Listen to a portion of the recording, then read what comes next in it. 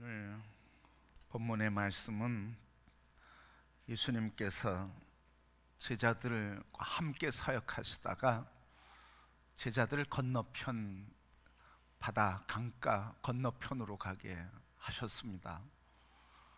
그리고 본문에 있는 것처럼 예수님께서 홀로 기도하러 가셔서 기도를 얼마나 오래 했는지는 모르지만 참 오랫동안 기도를 하셨습니다.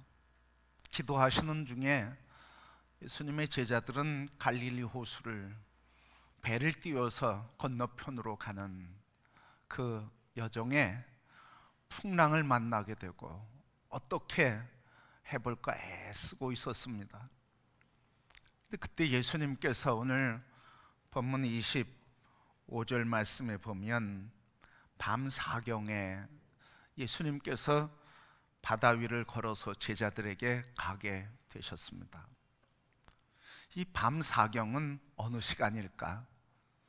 당시 로마의 시간은 저녁에 해가 지면서 해가 뜰 때까지 경비를 하는 시간인데, 군인이 경비하기 위해서 정한 시간 이 6시, 저녁 6시부터 아침 6시를 4시간, 4개로 구분을 해서 하나하나를 경이라 이렇게 표현했습니다.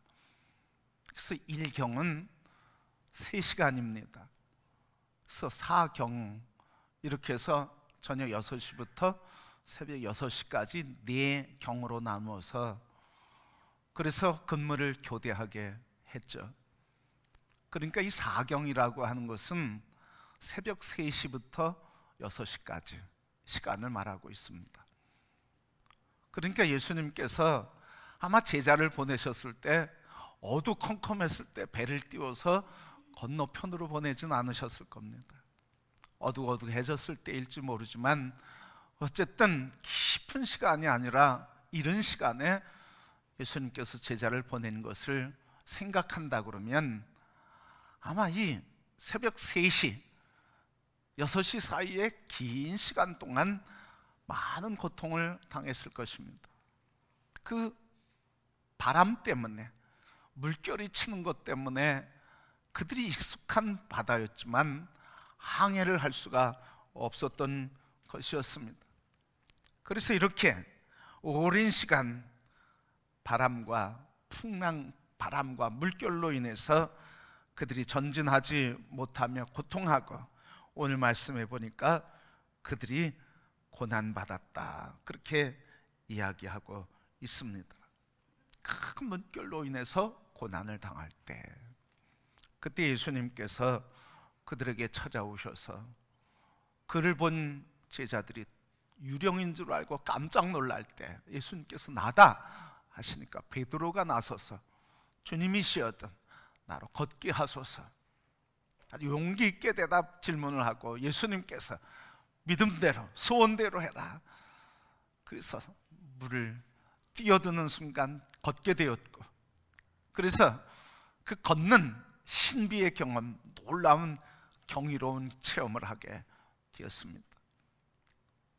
그 순간 바로 이 베드로는 물결을 보며 두려움에 빠져서 물속에 빠져갈 때 예수님께서 그를 잡아 건지시면서 믿음이 적은 자여 어찌 의심하느냐, 왜 두려워하느냐 하면서 그를 건져 주셨습니다. 이것을 보고 바람과 바다를 잔잔케 하신 예수님, 베드로를 건진 예수님 보고 사람들이 이야기하는 게 33절인데 이르되 진실로 하나님의 아들이소이다, 진실로 하나님의 아들입니다, 이런 고백을 하게 되었습니다. 성도 여러분, 오늘 우리 말씀을 통해서 늘 묵상할 때마다 질문하는 첫 번째 질문이 있는데, 하나님은 어떤 분이신가? 오늘 본문 말씀을 통해서 예수님은 어떤 분이신가 하는 거예요.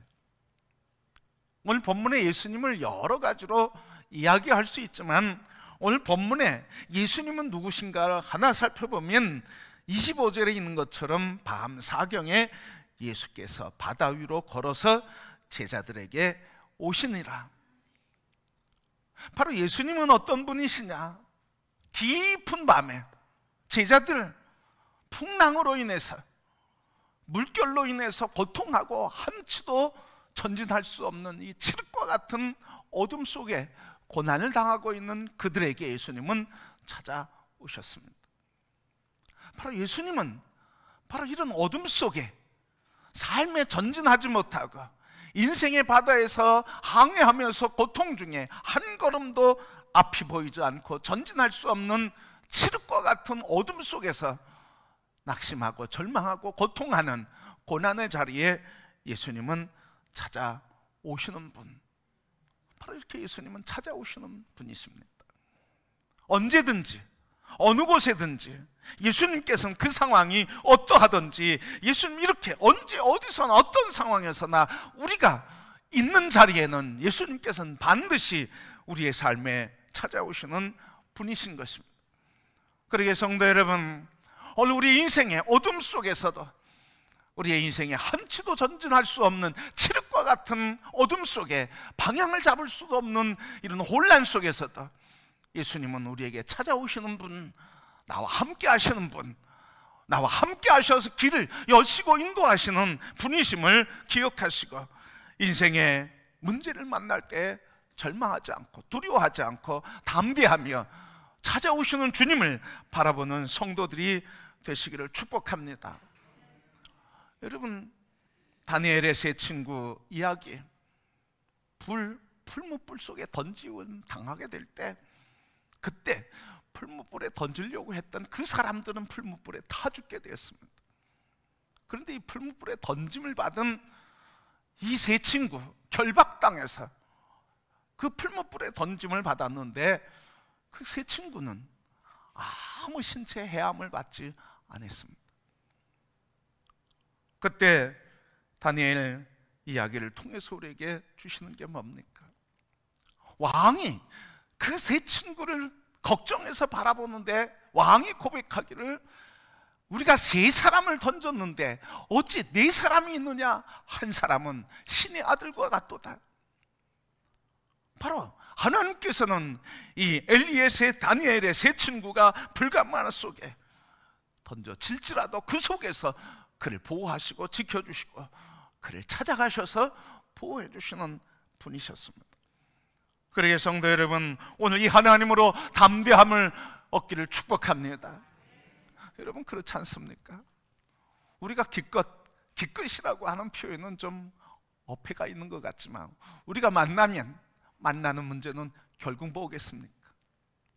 결국 죽기밖에 더 하겠습니까?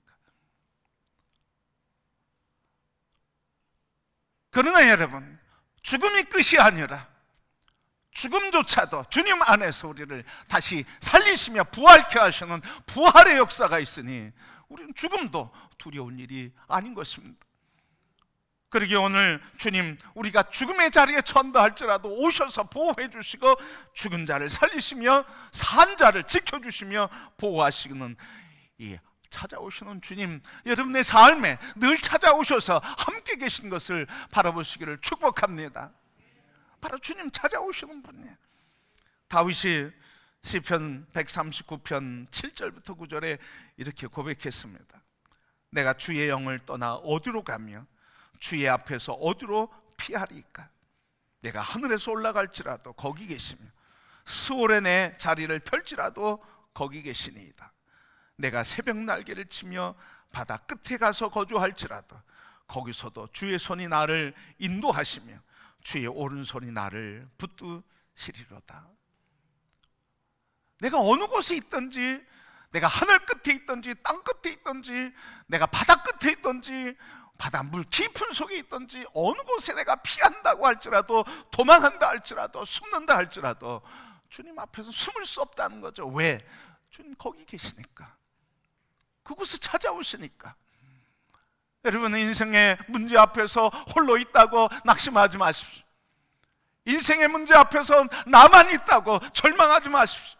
그 자리에 주님이 함께 계심을 바라보시기를 축복합니다. 여러분, 주님은 이렇게 함께 하시는 분이에요. 그래서 요한복음 14장 18절 말씀 보니까 내가 너희를 고아와 같이 버려두지 아니하리라. 버려두지 아니하신다. 홀로 있게 하지 않으신다.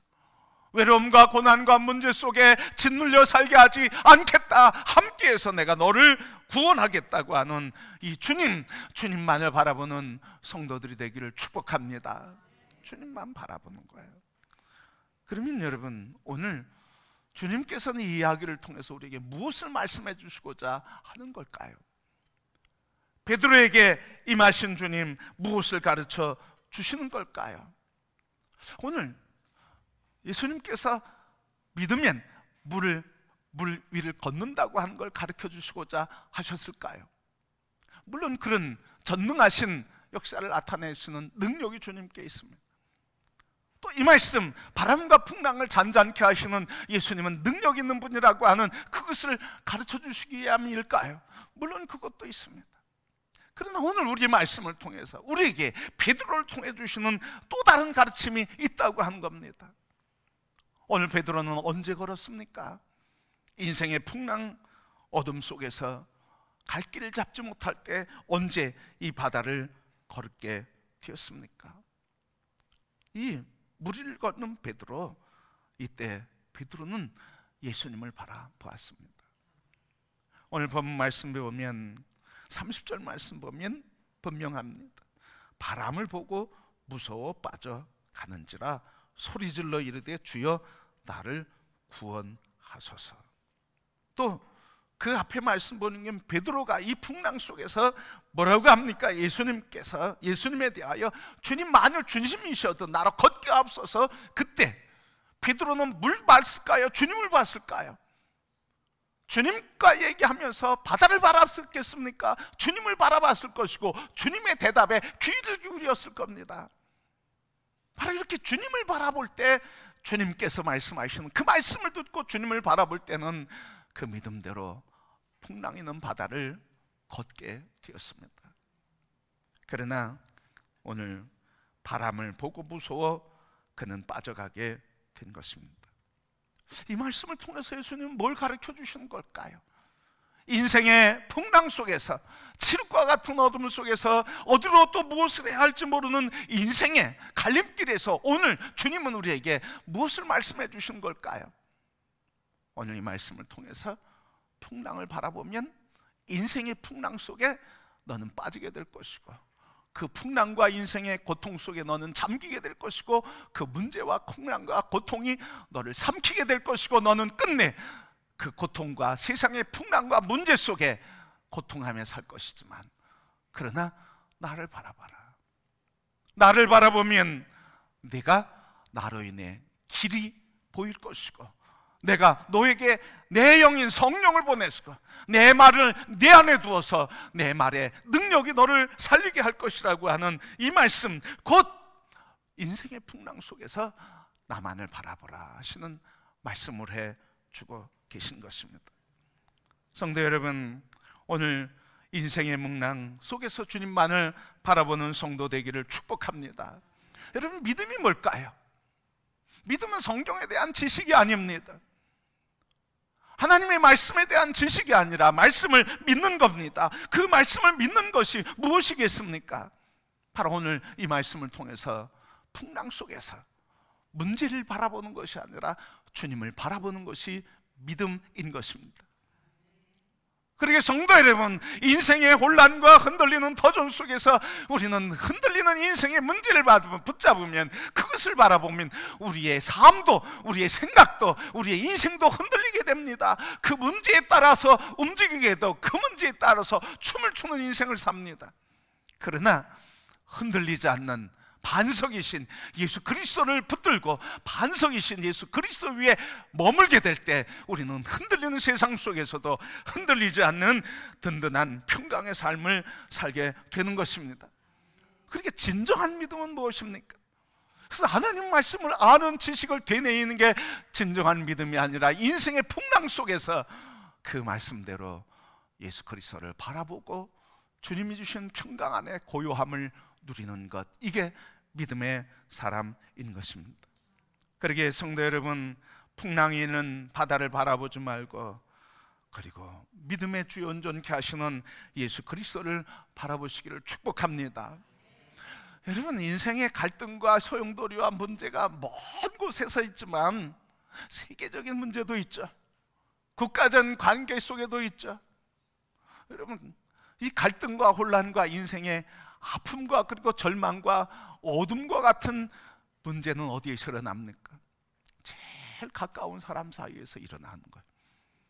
여러분, 죽고 살지 못해서 만나서 연애하는 여인들 사이에도 이런 흔들리는 문제, 갈등의 문제가 있어요. 부부가 살아오면서 여러분 연속된 갈등의 연속이 아니었습니까? 부모와 자녀, 사랑의 씨앗인 자녀들과의 관계에도 결국 관계 속에서 아픔과 갈등과 소용돌이 속에 빠져 사는 것이 인생이 아닙니까? 믿음의 사람들이 모인 교회에도 문제가 있고 갈등이 있고 혼돈이 있지 않습니까? 다시 얘기하면 사람 사는 때는 이렇게 흔들리는 인생의 문제와 흔들리는 상황이 항상 있다는 거예요. 그 문제 있다고 원망하겠습니까? 그 문제 있다고 아내와 남편을 서로 탓하겠습니까? 그 문제 있다고 내가 낳은 자식 원망하겠습니까? 그 문제 있다고 교회를 원망하겠습니까? 그리고 나라를 원망하겠습니까? 여러분, 흔들리는 터전, 그것은 우리의 인생의 삶의 자리라 하는 말씀입니다. 아무리 평강한 사람 같이 보여도 인생은 흔들리는 터전 위에 서 있다고 하는 사실입니다. 그러게 이 흔들리는 인생의 터전에서 흔들리지 않고 굳게 서서 살아갈 수 있는 반석이신 예수 그리스도를 붙드는 성도들이 되기를 축복합니다. 여러분, 폴 틸리라고 하는 사람이 있어요. 독일의 철학적 신학자예요. 철학가이면서 철학적 신학자예요. 사회를 또 사회과학적으로 바라보면서 신학을 하는 사람이에요. 그러면서 목사님이셔요. 그래서 독일 신학자 폴 틸리가 설교 제목 중에 하나, 흔들리는 터전이라는 제목 설교 한 편을 여러 설교를 모아서 책으로 냈어요. 그래서 그 책이 나온 지 참 오래됐어요.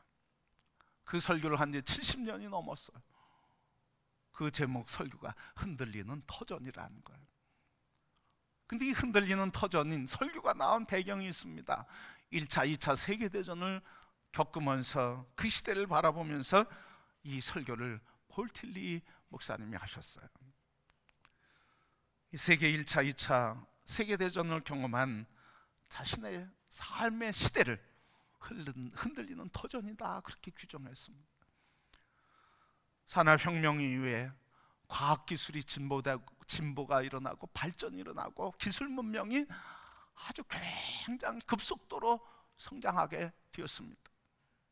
그래서 사람들이 기대가 있었어요. 20세기가 되면 이 선진 기술 문명들이 계속 발전할 것이고 이성의 합리적인 그리고 윤리적인 도덕적인 이상적인 세계가 20세기엔 도래할 것이다, 그렇게 기대하고 부푼 꿈을 갖고 있었습니다.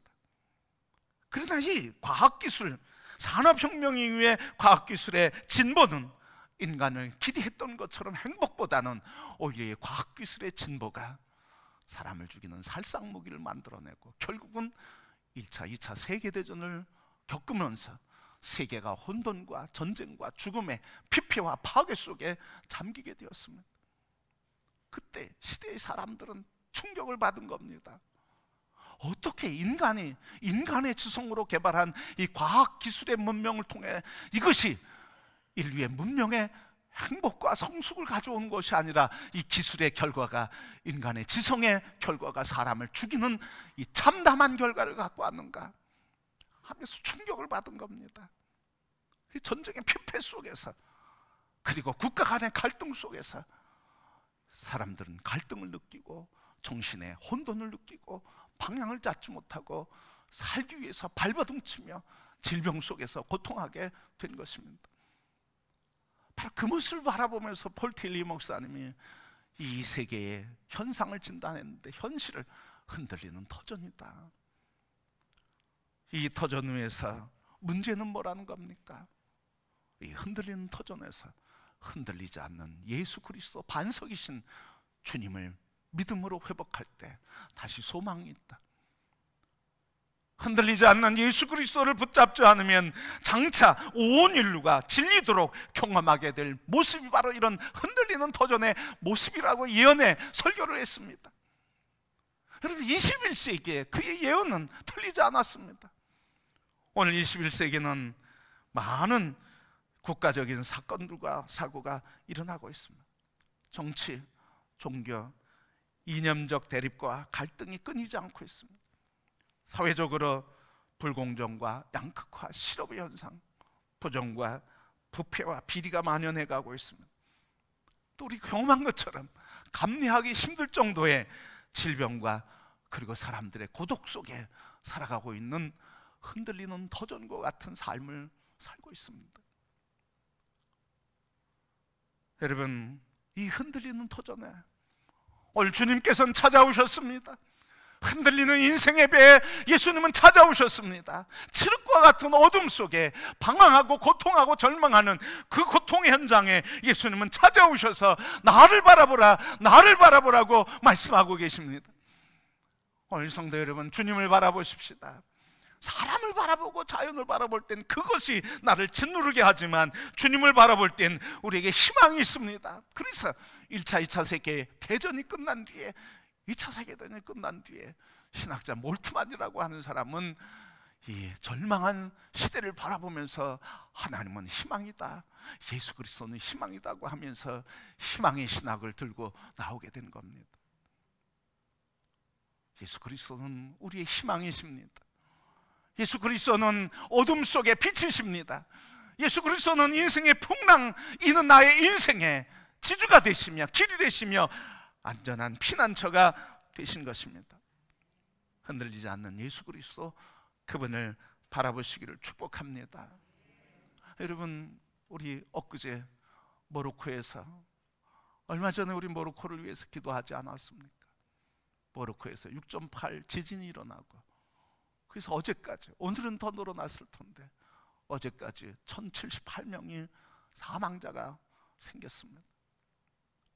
그 도시가 10만 명 이상 거주하는 도시인데 도시가 폐허가 됐습니다. 왜 그렇습니까? 터전이 흔들릴 땐 이와 같은 처참한 결과가 일어나는 것입니다. 우리의 믿음이 흔들릴 때, 우리의 믿음의 터전이 흔들릴 때, 우리의 인생의 터전이 흔들릴 때 우리는 무너지는 것입니다. 그러기에 우리의 믿음의 터전이신 예수 그리스도 위에 온전히 서는 성도들이 되기를 축복합니다. 이 흔들리는 세계 속에 믿음의 터전에 설 때 우리는 흔들리지 않고 죽음조차도 기쁨으로 맞이하며 승리의 삶을 살게 될 것입니다. 여러분, 순교자 스데반은 어땠습니까? 그는 돌팔매질 당하며 그 고통과 아픔 속에 무리들이 둘러싸서 돌무더기를 만들어서 죽여가는 그 고통 속에서도, 그 인생의 고통 속에서도 이길 수 있는 길이 뭐였습니까? 그는 눈을 들어 하늘에 하나님의 영광을 바라보며 보좌 우편에 가신 예수 그리스도를 바라볼 때 그의 얼굴은 광채가 나며 환희로 가득하게 됐습니다. 예수 그리스도를 바라볼 때 바로 죽음조차도 능히 이기게 되며 환희 속에 인생을 마무리하게 되는 은혜가 있는 줄 믿습니다. 십자가의 한강도 이제 십자가에서 매달려 죽음을 당하며 죽음을 기다리는 그 한강도의 고백은 무엇입니까? 예수님을 향해서 예수님을 바라보며, 예수여, 당신이 낙원에 이를 때 나도 기억하옵소서. 그때 예수님께서 내가 나와 함께 낙원에 있으리라. 그 죽음의 자리에서 그 한마디, 주님을 바라보며 하는 그 한마디, 주님을 바라볼 때 이 강도에게는 소망이, 영생이 그에게 임하게 된 줄 믿습니다. 다윗이 이런 고백합니다. 시편 123편 2절, 손을 바라보는 종들의 눈같이, 여주인의 손을 바라보는 여종의 눈같이 우리의 눈이 여호와 우리 하나님을 바라보며 우리에게 은혜 베풀어 주시기를 기다리나이다. 종이 주인의 눈을 바라보는 것 같이, 그 입술을 바라보는 것 같이 내가 주님을 바라보나이다. 여러분, 주님 아닌 다른 것 바라볼 때 그것 때문에 나는 아픕니다. 그것 때문에 눈물을 흘립니다. 그것 때문에 낙심합니다. 주님만을 바라보시기를 축복합니다. 거기에 승리가 있습니다. 거기에 길이 있습니다. 거기에 살아나는 역사가 있습니다. 오늘 이 주님을 바라보는 온 성도, 그래서 사람들로 하여금 나도 경이로움을 체험할 뿐만 아니라 사람들이 예수가 참 하나님이다 찬양했던 것 같이 여러분 주님을 바라보며 영광 돌리는 성도가 되길 원합니다. 여러분 운동선수들은 이걸 참 잘하는 사람이에요.